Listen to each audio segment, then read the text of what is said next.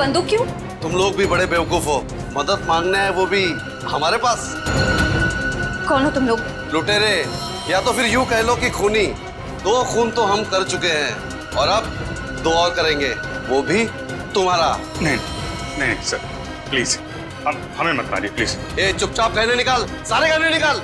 तुम बहुत गलत कर रहे हो। कौन हो तुम लोग? CID। भाग, भाग!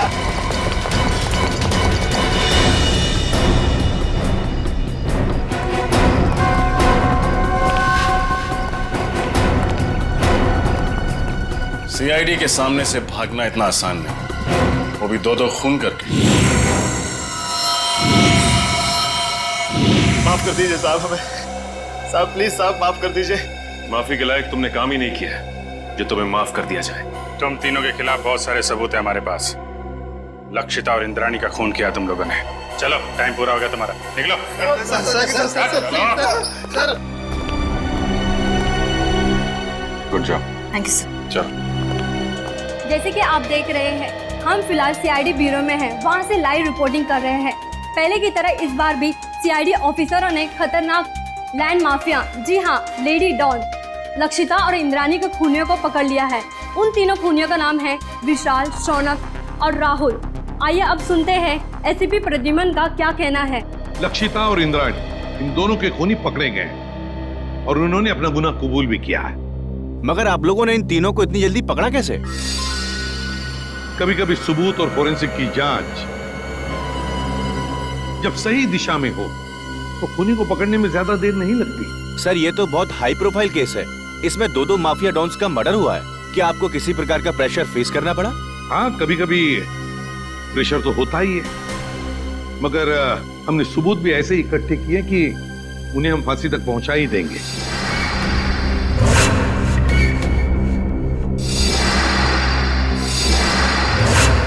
और अगले हफ्ते हम अपनी चार्जशीट फाइल करेंगे और उसके बाद ही कोर्ट की कार्रवाई शुरू होगी। ठीक है, थैंक यू वेरी मच। अब जा सकते हैं।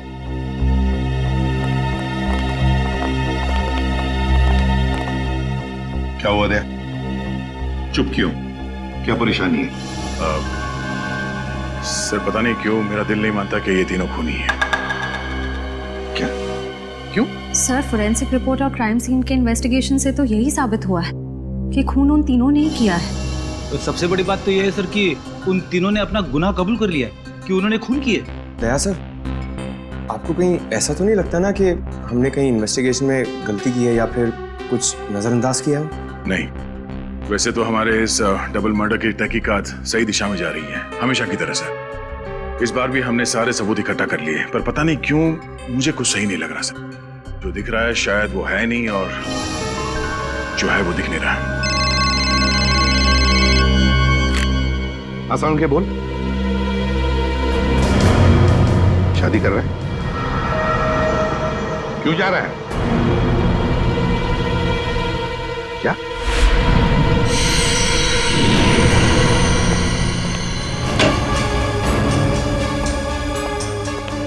वो क्या रहा है? हाँ?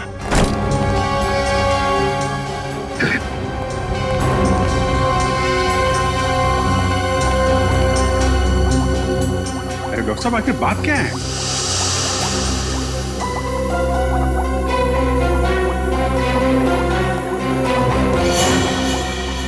सालों के साथ छुट्टी पर जा रहे हैं और वापस कब लौटेंगे कुछ नहीं पता। क्या? छुट्टी पर जा रहे हैं? तू छुट्टी ले कैसे सकता है? हाँ? अरे यार, इस पे इतना हाइपर होने की क्या जरूरत है? हाँ? मैं छुट्टी पे जा रहा हूँ क्योंकि मेरी तबीयत ठीक नहीं है और मैं अपने घर जा रहा हूँ छुट्टियां लेकर के, किसी दूसरी दुनिया में नहीं जा रहा हूँ। क्योंकि मुझे इस लैब में ये इन लाशों से, इस केमिकल सेक्शन से मेरी तबीयत खराब होती है। मैं थोड़े दिन आराम करना चाहता हूँ, बस इतनी सी बात है। बस इतनी सी बात है। ये कौन है? तुम कौन? सर मैं इनकी पर्सनल नर्स हूँ, मेरा नाम मोनिका है। एक्चुअली इनकी ECG रिपोर्ट्स बहुत खराब आई हैं, इसीलिए डॉक्टर ने इन्हें कंप्लीट रेस्ट करने के लिए बोला है। पागल हो गया तू? बता क्यों नहीं पहले तूने? क्या बताता? मुझे अब खुद पता चला है तो मैं तुम्हें पहले क्या बताता? लेकिन सालों के साथ तब तक फॉरेंसिक डिपार्टमेंट की जिम्मेदारी कौन संभालेगा?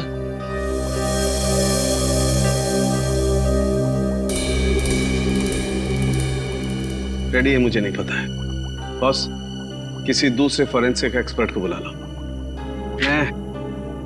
मैं कुछ दिन के लिए आराम करना चाहता हूं।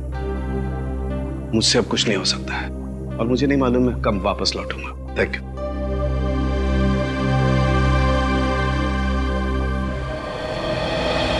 अच्छा हुआ आप लोग आ गए। बात क्या है तारिका?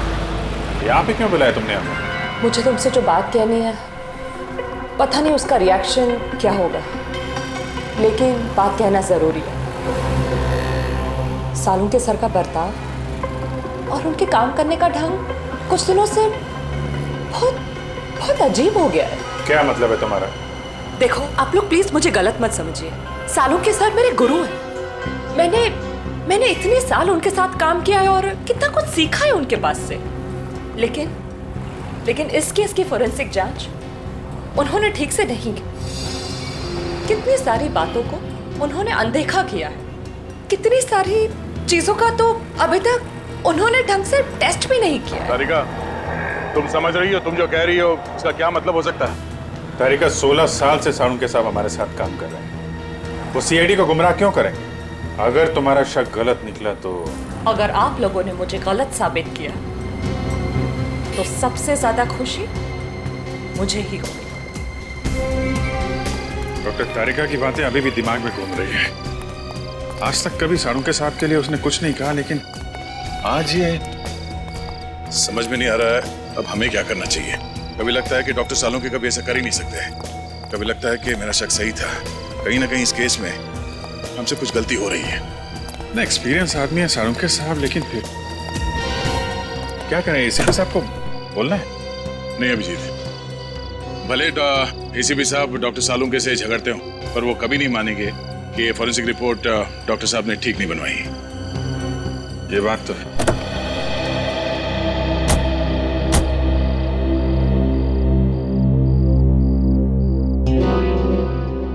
ये क्या है? मैं देख लूं।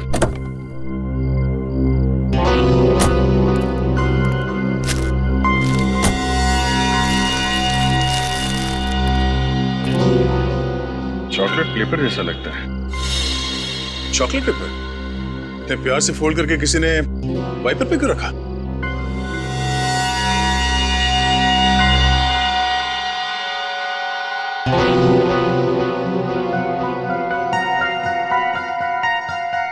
कुछ लिखा हुआ है इसमें, कहीं कोई मैसेज तो नहीं हो सकता है, पर क्या है पढ़ने में आ नहीं रहा। कर चले देख।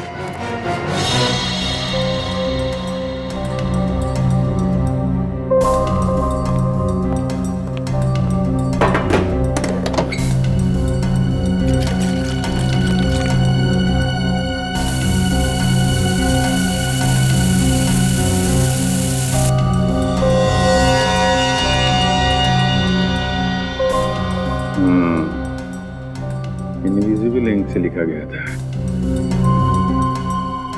Hotel red central. Hotel red central? Lakshita और इंद्राणी की काम वाली सकू भाई ने भी होटल रेड सेंट्रल का ही नाम लिया था। लक्षिता मैडम और इंद्राणी मैडम 10 सितंबर को रेड सेंट्रल होटल में जाने वाले थे। होटल रेड सेंट्रल 111 10/9 111 10/9 10/9 मतलब 10 सितंबर, और 111 इस होटल का रूम नंबर हो सकता है। 10 सितंबर को लक्षिता और इंद्राणी का खून हुआ था। कहीं इस होटल रेड सेंट्रल के कमरा नंबर 111 का इस डबल मर्डर केस से कोई संबंध तो नहीं है? हो सकता है दया, इसका पता लगाना पड़ेगा।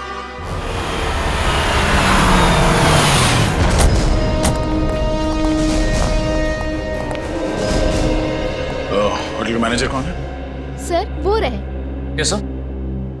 10 सितंबर को कमरा नंबर 111 में कौन ठहरा हुआ था? कोई नहीं, वहां कोई गेस्ट नहीं रुका। देख, झूठ मत बोल, समझा? सर मैं झूठ नहीं बोल रहा हूँ, वो तो हमारा स्टाफ रूम है। स्टाफ? जी, वो हमारे असिस्टेंट मैनेजर अंगद को दिया गया है। अंगद? Assistant manager? जरा इस अंगद को बुला। सर वो तो अभी यहाँ नहीं, उनकी डिटेल्स तो होंगी आपके पास? Yes sir.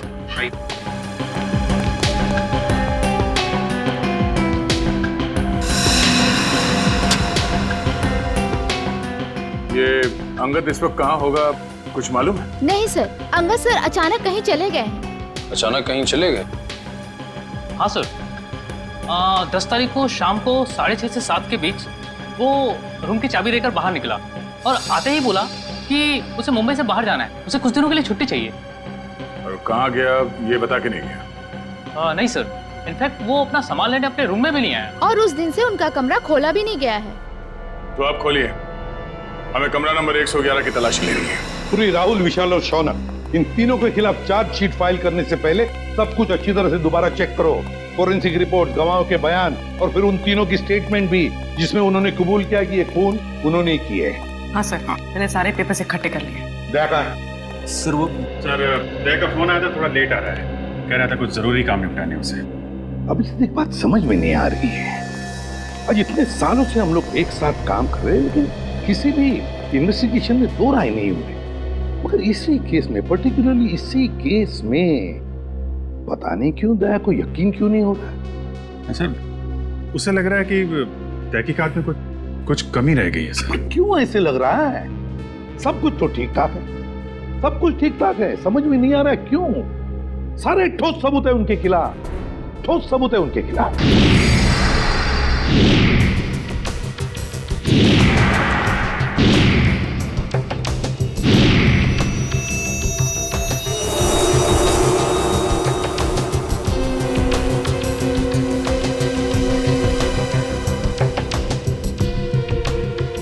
सर, लक्षिता को माथे पे गोली मारी गई है और इंद्रानी को गले पे। दोनों ही गोलियां आर पार हो गई हैं। हाँ सर, और दोनों के शरीर पे कोई चोट या खरोच के निशान नहीं है। मतलब मौत से पहले हाथापाई नहीं हुई?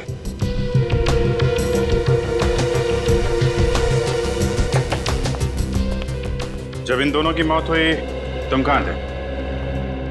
साहब, आगे नाके पे पान की दुकान है, मैं वही पान खाने गया था साहब। ड्यूटी छोड़कर पान की दुकान के चक्कर लगाते हो? सब मेरी गलती है साहब। मैं जब वापस लौटा तो देखा वो तीनों खूनी भाग रहे थे साहब। तुमने खूनियों को भागते हुए देखा? हाँ साहब, लक्षिता मैडम और इंद्रानी मैडम के दुश्मन थे साहब। उनके हाथ में बंदूक भी थी साहब। कौन है दुश्मन उनका? सर, वो विशाल, शौनक और राहुल।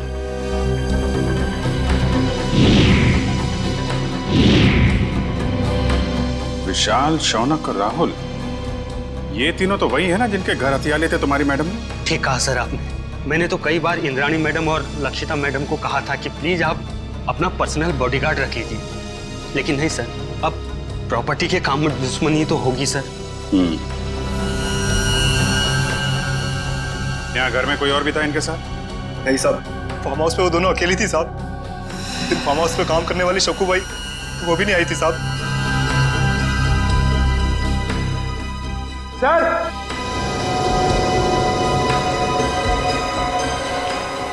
हाँ पंकज। सर ये देखिए, यहाँ पे ये खून है और जूते जैसा कोई निशान बनाया हुआ वहाँ पे। शायद खूनी का।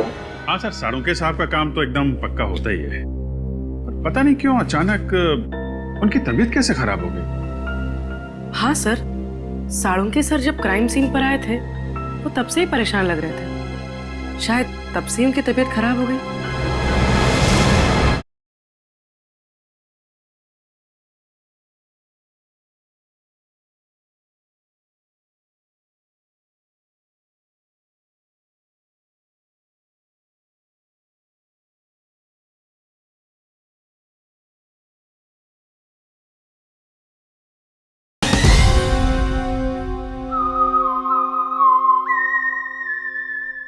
हाँ पंकज। सर ये देखिए, यहाँ पे ये खून है और जूते जैसा कोई निशान बनाया हुआ वहाँ पे।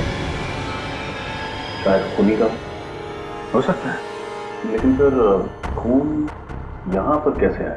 हाँ सर, जब खूनी ने लक्षिता और इंद्राणी पे गोली चलाई तो वो लोग सोफे के आसपास बैठे हुए थे, तो खून वहाँ होना चाहिए था, खून यहाँ पे कैसे आया? ठीक है ना, लेकिन ये भी हो सकता है कि उनको गोली मारने के बाद खूनी यहाँ से भाग रहे हों और कोई सीढ़ी पे लड़खड़ा के गिर गया चोट लग गई और खून निकल आया। सही हो सकता है। पंकज, ये दीवार पे जितने भी बुलेट्स हैं सबको निकालो और फोरेंसिक लैब भेज दो। सर फिर तो बैलिस्टिक रिपोर्ट से पता चल जाएगा कि लक्षिता और इंद्रानी पे यही गोलियां चली थी यानी। करेक्ट। और उंगलियों के निशान और खून की जांच से ये भी पता चल जाएगा कि वो खून विशाल, शौनक और राहुल में से किसका है। एक काम करो, जितने भी आई विटनेस है सबके स्टेटमेंट लो और तुषार से साइन करा लो। सर। रजत, सक्कू भाई को बुलवाओ, पूछताछ करो उससे। सचिन, विशाल, शौनक और राहुल तीनों की फोटोग्राफ सारे पुलिस स्टेशन में भेजो। सारे मोबाइल वैन और चेक नाके पे भी भेजो। तीनों बच के जाने नहीं चाहिए। सक्कू भाई, मैं तुमसे कुछ सवाल पूछूंगा, सब सच सच बताना। साहब, सक्कू भाई कभी झूठ नहीं बोलती। अच्छी बात है। आज तुमने लक्षिता मैडम और इंद्रानी मैडम के बर्ताव में कुछ अजीब पाया था? नहीं साहब। अच्छा, राहुल, शौनक और विशाल, इन तीनों का तुम्हारे मैडम के साथ कभी कोई झगड़ा हुआ था? नहीं साहब, मैंने कभी कोई झगड़ा नहीं देखा। तुम्हारी दोनों मैडम यहीं रहती? नहीं साहब, शनिवार और रविवार को आराम करने के लिए वो फार्म हाउस आ जाते थे और सोमवार को चले जाते थे साहब। और कुछ याद है तुम्हें? हाँ साहब, लक्षिता मैडम और Indrani madam hotel red centre में जाने वाले थे। तुम्हें अच्छी तरह याद है कि वो होटल रेड सेंट्रल ही जाने वाले थे? हाँ साहब, मुझे पक्का याद है ना, मैडम ने खाना बनाने के लिए मुझे मना किया था। और हाँ साहब, वो किसी के साथ डिनर करने को जाने वाले थे, लेकिन वो गए नहीं गए मुझे कुछ भी नहीं पता है साहब। मैं वहां से भी चली गई। Hotel red central. इतने सारे सबूत मिले अभिजीत, उंगलियों के निशान, फिर वो गोलियां भी जिससे खून हुआ है, और फिर गवाहों के बयान भी। वही तो सर, उन तीनों के पास इंद्राणी और लक्षिता को मारने का कारण भी था, क्योंकि उन्होंने उन तीनों को बेघर किया था। यहाँ तक कि वॉचमैन ने भी उन्हें खून करके भागते हुए देखा था। और साळुंखे साहब ने भी बताया है, उन्हीं की गोलियों से मौत हुई है लक्षिता और इंद्राणी की। साळुंखे की रिपोर्ट कभी गलत नहीं होती, कभी गलत नहीं होती। लेकिन इस केस की फोरेंसिक जांच उन्होंने ठीक से नहीं की। कितनी सारी बातों को उन्होंने अनदेखा किया है, कितनी सारी चीजों का तो अभी तक उन्होंने ढंग से टेस्ट भी नहीं किया। हाँ सर, साळुंखे साहब का काम तो एकदम पक्का होता ही है, पर पता नहीं क्यों अचानक उनकी तबीयत कैसे खराब हो गई। हाँ सर, साळुंखे सर जब क्राइम सीन पर आए थे वो तब से ही परेशान लग रहे थे, शायद तब से उनकी तबीयत खराब हो गई।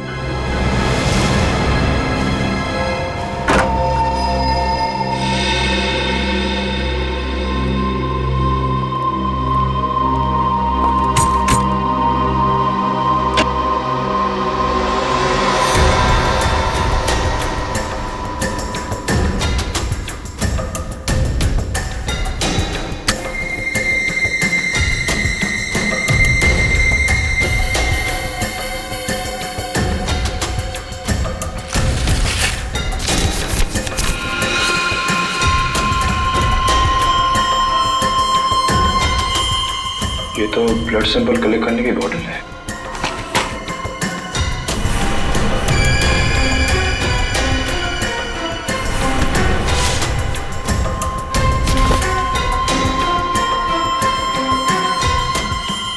तो किसी चीज की ड्राइंग की गई इस पेपर में।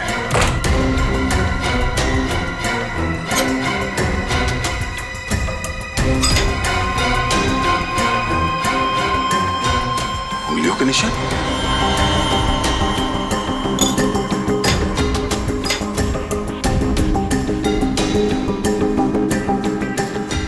ये RVS।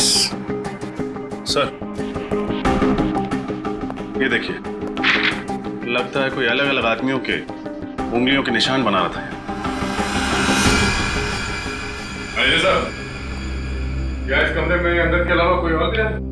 नहीं सर, वही रहता था। मेरा इस मरीज में ये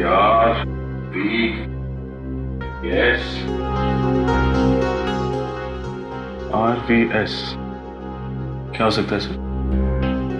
कहीं ये R से राहुल, S से शौनक और V से विशाल तो नहीं? सर, लेकिन अंगद ने इन तीनों के फिंगरप्रिंट्स उठाए कहां से? पानी के गिलास पर से या फिर टेबल के ऊपर से?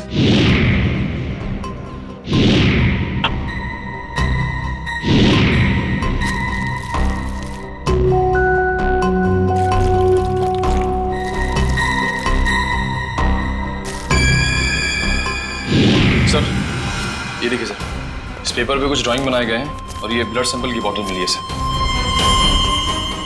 तो लगता है इंद्रानी और लक्षिता के मर्डर में इस संगत का हाथ है सर। ये काम करो, ये सारे सबूत और ये ब्लड स्लाइड्स इसे डॉक्टर तारिका के पास भेज दो। हमें इस अंगद को जल्द से जल्द ढूंढना होगा।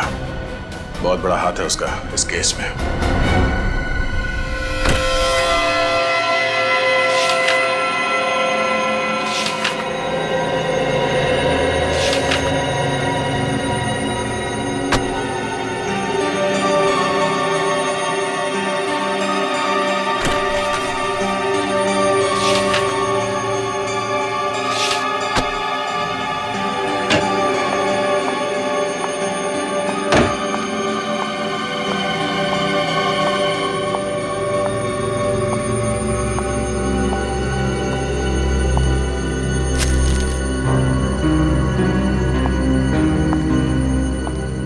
सब आप सचमुच जा रहे हैं?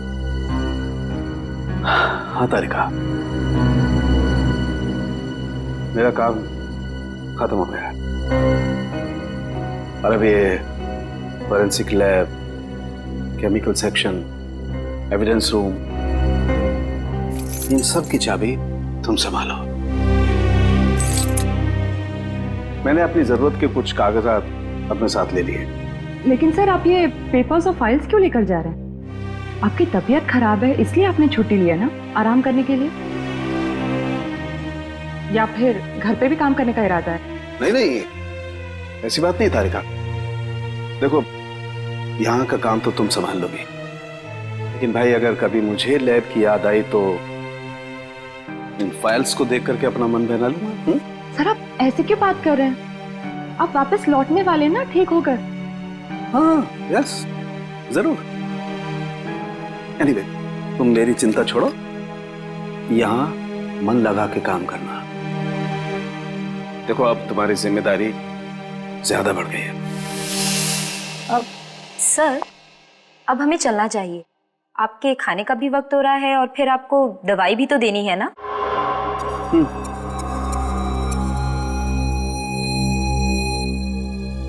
ओके तारिका।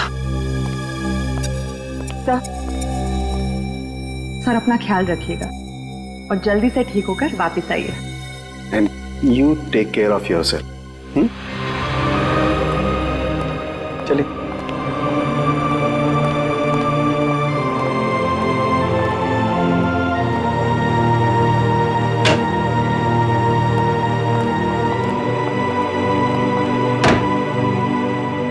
अंगद के कमरे से मिले सबूतों की जांच शुरू करनी पड़ेगी।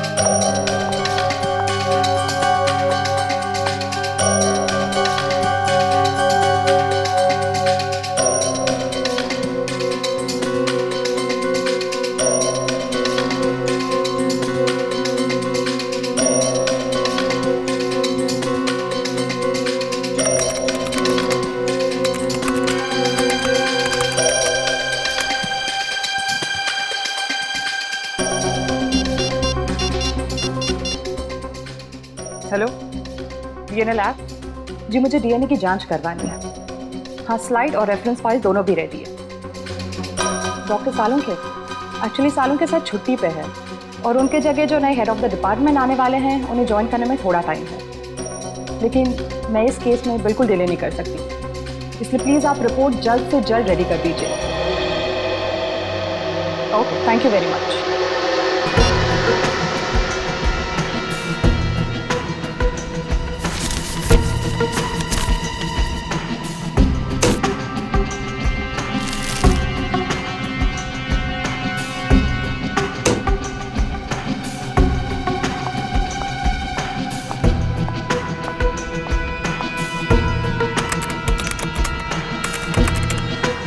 कौन? ये कैसे हो सकता है?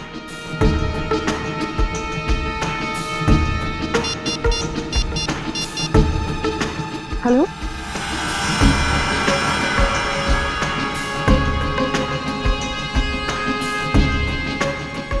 क्या आपको पूरा यकीन है कि वो खून उन्हीं का है? न जाने डॉक्टर तारिका को आप क्या पता चला है। जब उनका फोन आया था तो काफी परेशान लग रही थी। कोई तो बड़ी बात होगी अभिजीत। मुझे लगता है लक्षिता और इंद्राणी के मर्डर केस को रीओपन करना चाहिए और नए सिरे से तहकीकात करनी चाहिए। हमारा शक सही निकला। फिंगरप्रिंट और डीएनए रिपोर्ट।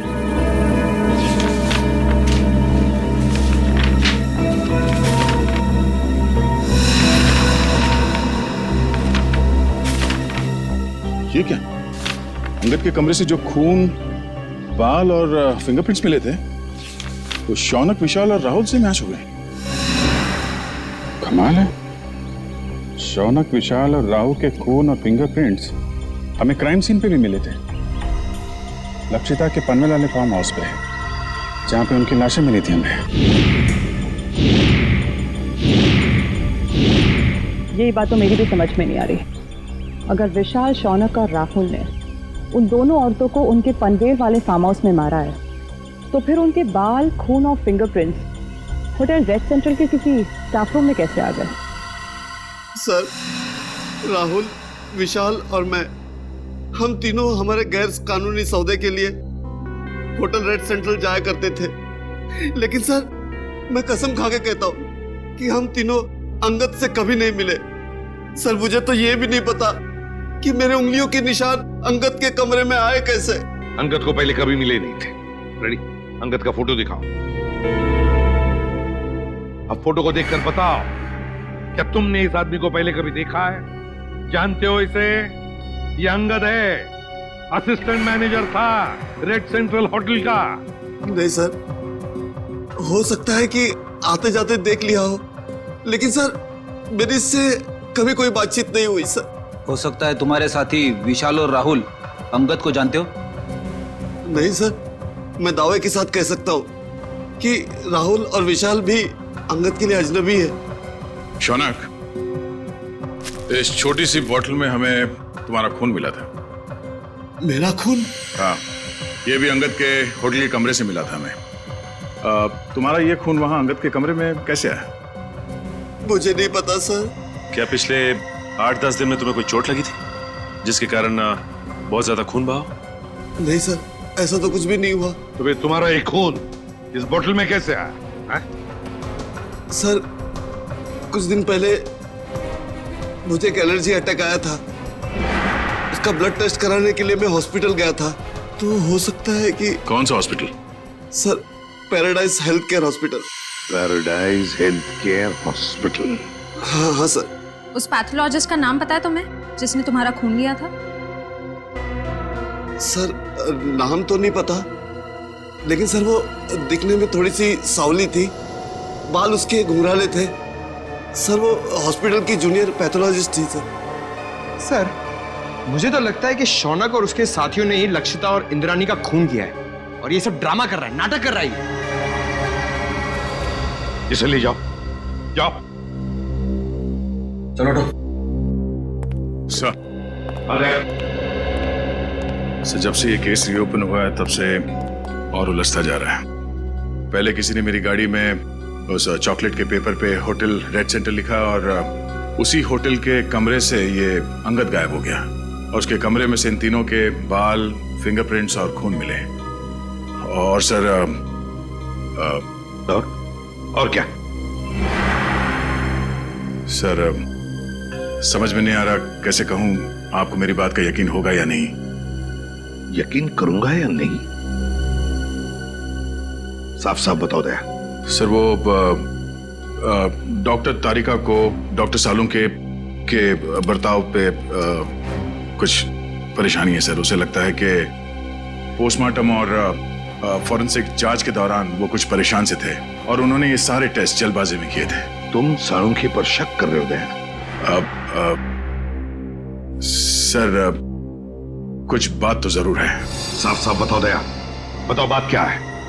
सर मुझे लगता है कि सेहत का तो सिर्फ बहाना है। क्या मतलब? सर मतलब डॉक्टर सालुंके का लैब में ना आने की असली वजह कहीं ये लक्षिता और इंद्रानी के डबल मर्डर केस तो नहीं है? अगर ये बात है दया, तो सालुंखे से मिलना पड़ेगा।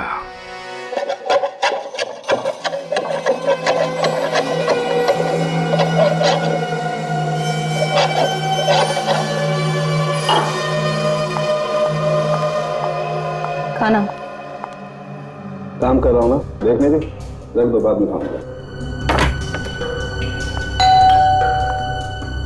आप रुकिए, मैं देखती हूँ।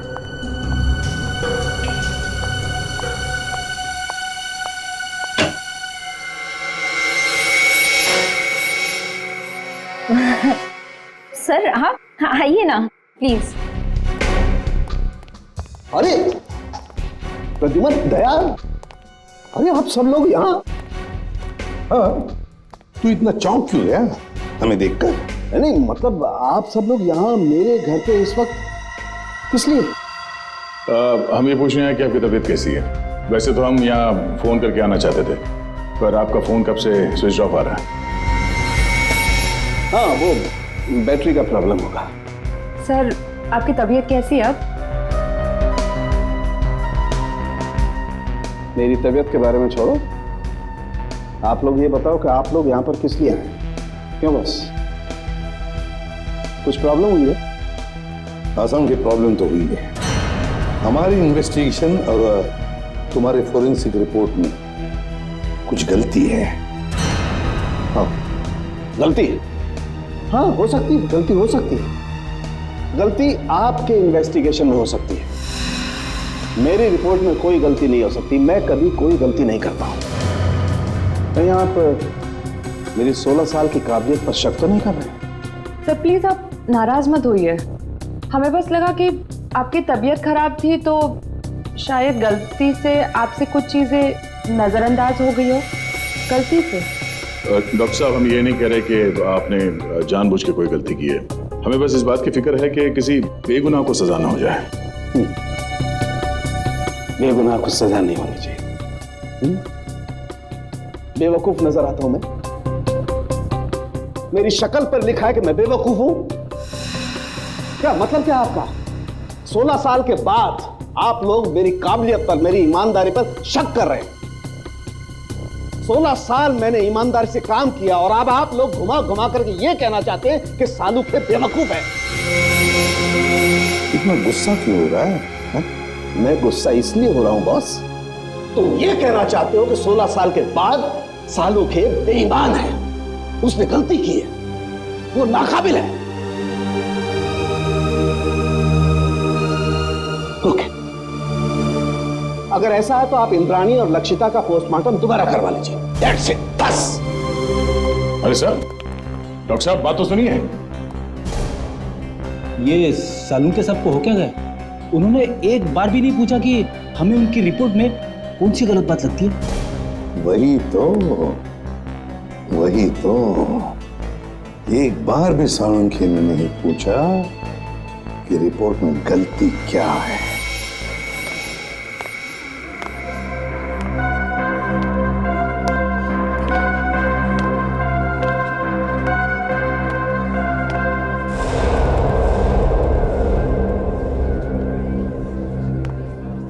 भाई साहब, हाँ ये स्लिप देखकर बताइए।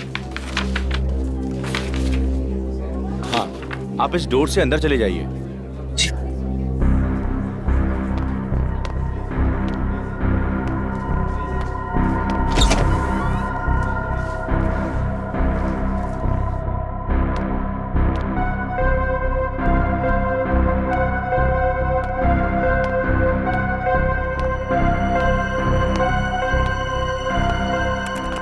मैडम, ये आप उस कुर्सी पे बैठ जाइए। ठीक है।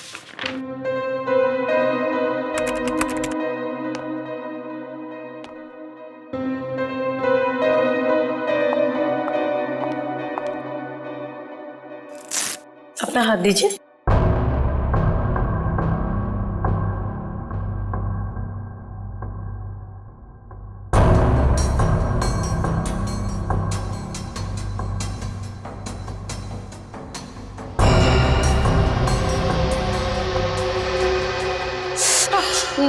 मुझे बहुत डर लग रहा है। घबराइए मत, आपको कुछ नहीं होगा। दीजिए।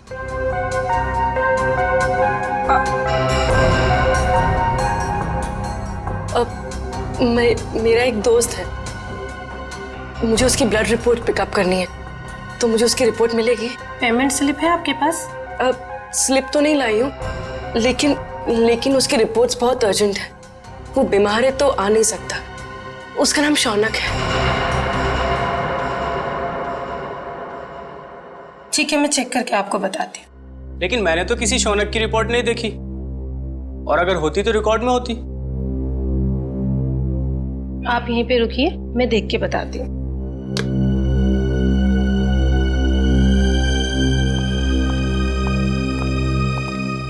एक्सक्यूज मी, आप एक एक करके आइए। ये मेरे साथ है। आपके साथ है तो आप इन्हें कहिए कि बाहर इंतजार करें। सीआईडी किसी का इंतजार नहीं करती। सीआईडी? शौनक की रिपोर्ट कहाँ है? जल्दी बताओ।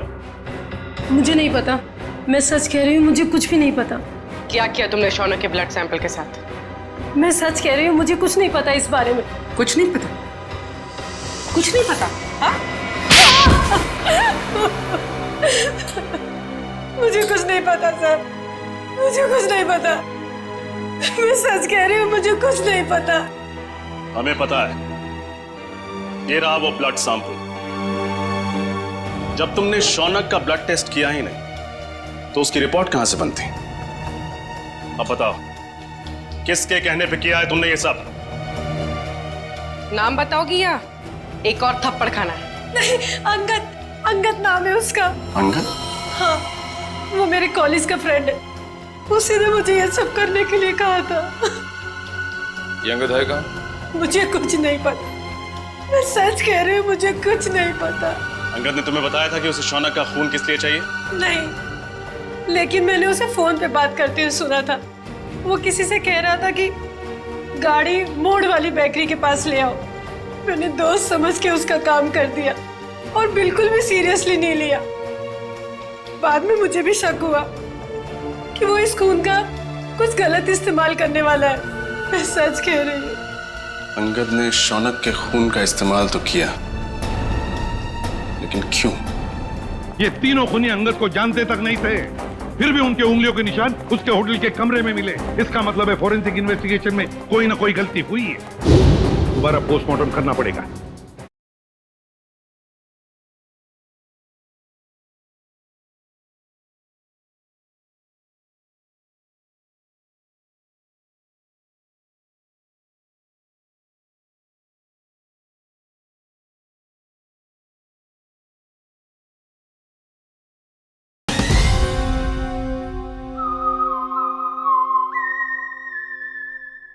तारिका, राहुल, विशाल और शौनक, ये तीनों खूनी अंगद को जानते तक नहीं थे, फिर भी उनके उंगलियों के निशान उसके होटल के कमरे में मिले।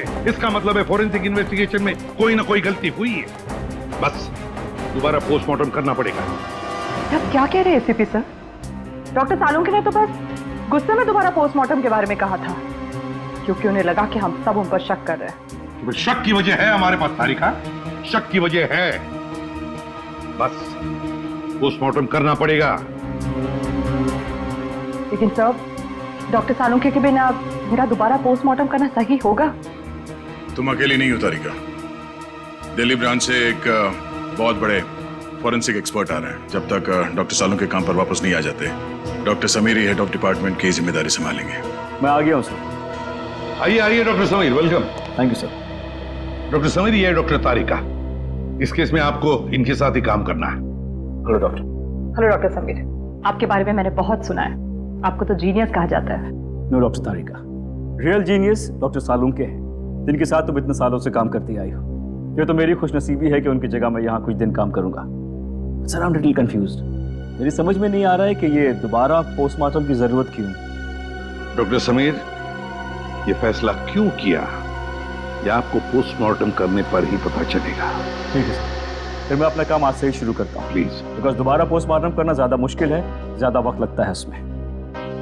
Thank you sir, nice meeting you. Can be doctor. Sir, Angad के कमरे में से हमें जो फटे हुए कागज के टुकड़े मिले थे, उन टुकड़ों को मैंने जोड़ दिया है। ये देखिए। ये तो एक कमरे का नक्शा है। कमरे के बीचों बीच एक सोफा है।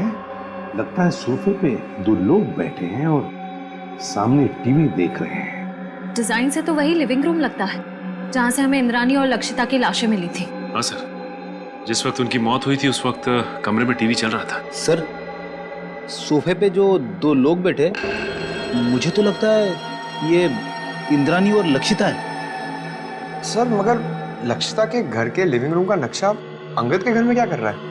सर कहीं ऐसा तो नहीं कि ये नक्शा अंगद ने बनाया हो? सर, लक्षिता और इंद्रानी इन दोनों का खून 9 से 11 के बीच में हुआ था सर, और ये अंगद होटल के कमरे से 7 बजे निकल गया था। वही तो दया, इस अंगद को कैसे पता चला 7 बजे से पहले कि 9 और 11 बजे के बीच लक्षिता और इंद्रानी टीवी देखने वाले? और फिर इस कमरे का नक्शा वो भी अंगद के पास कैसे? लक्षिता के घर के कमरे का नक्शा। कुछ ना कुछ तो गड़बड़ जरूर है दया, कुछ ना कुछ तो गड़बड़ है।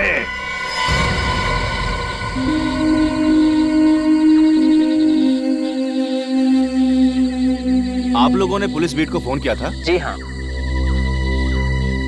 क्या हुआ यहाँ पे? हम लोग यहाँ से जा रहे थे तो इस कार को इस हालत में देखा तो आपको फोन किया। आगे की सीट में एक आदमी है, शायद मर गया है।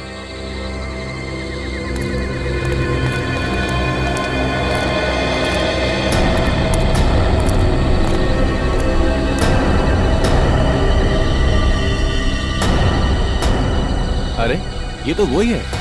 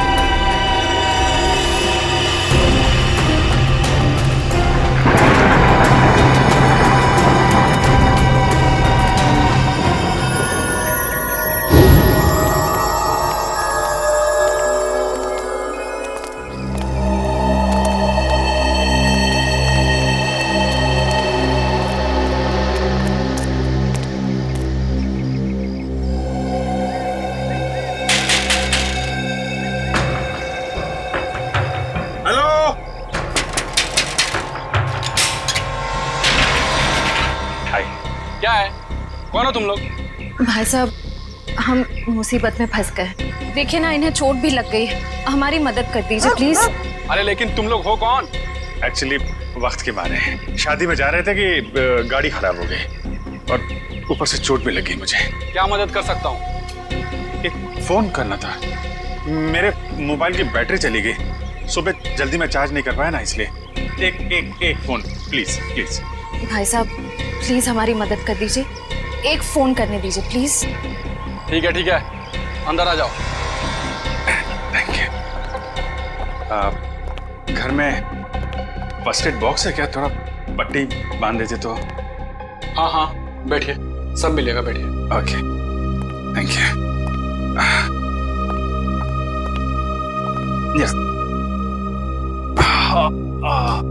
ओह, ये आपके पास पेन किलर है क्या? बहुत पेन हो रहा है। हाँ हाँ वो भी मिलेगा, लीजिए पहले आप पानी पीजिए। हाँ, मैं अपना मोबाइल और फर्स्ट एड बॉक्स लेकर आता हूँ, ठीक है? या।